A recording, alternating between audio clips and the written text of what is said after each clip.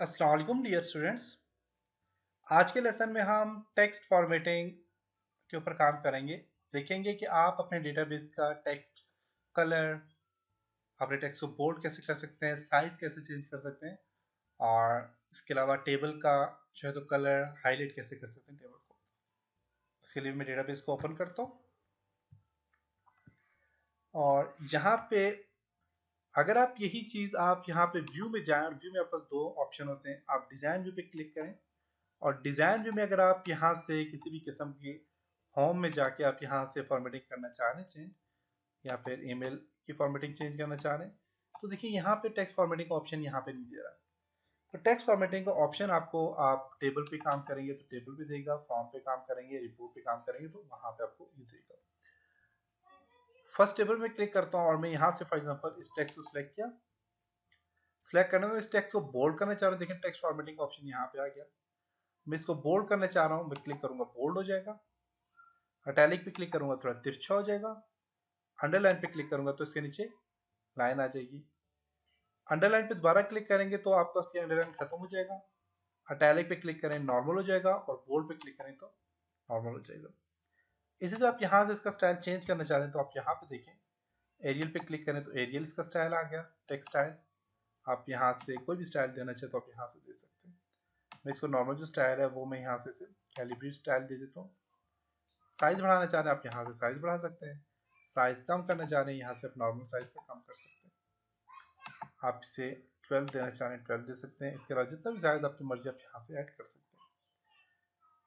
Font colour आपने change करना, आप यहाँ से फॉन्ट कलर चेंज कर सकते हैं।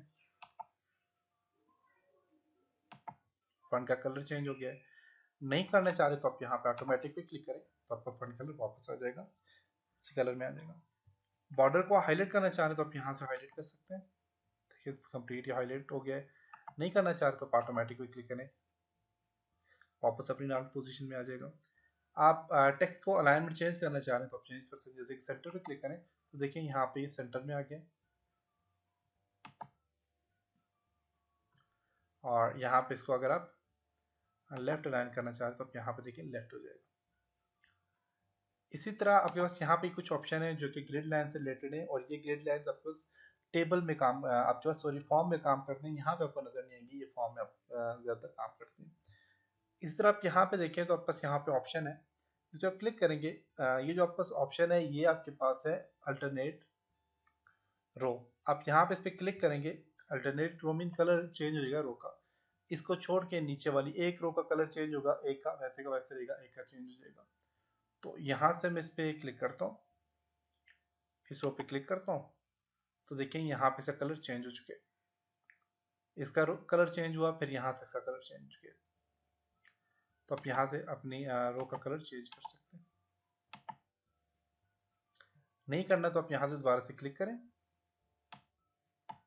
एक रो को सिलेक्ट कर लें, और यहाँ पे क्लिक करने के बाद आप यहाँ पे ऑटोमेटिक करेंगे तो ऑटोमेटिक यहाँ पे इस तरह कलर आ जाएगा। देख सकते हैं ये इस तरह का कलर आ जाएगा। अगर आप ये रखना चाह रहे हैं सही है, अदरवाइज अगर आप वाइट करना चाह रहे हैं तो आप यहाँ से सिलेक्ट करके आप यहाँ से सिर्फ वाइट पे क्लिक करें तो आपका सारा का सारा वाइट हो जाएगा। अगर आप देना चाह रहे हैं कलर तो आप यहाँ पे क्लिक करके आप ऑटोमेटिक करें तो आपका ऑटोमेटिक जो कलर है वो यहाँ पे आ जाएगा। तो ये था जी आज का लेसन जिसमें हमने फॉर्मेटिंग के ऊपर काम किया। उम्मीद है आपको यहाँ तक समझ आया होगा। इंशाल्लाह नेक्स्ट लेसन में कुछ और चीज़ों के ऊपर काम करेंगे। तब तक अपना बहुत सारा ख्याल रखिएगा। खुदा हाफिज़।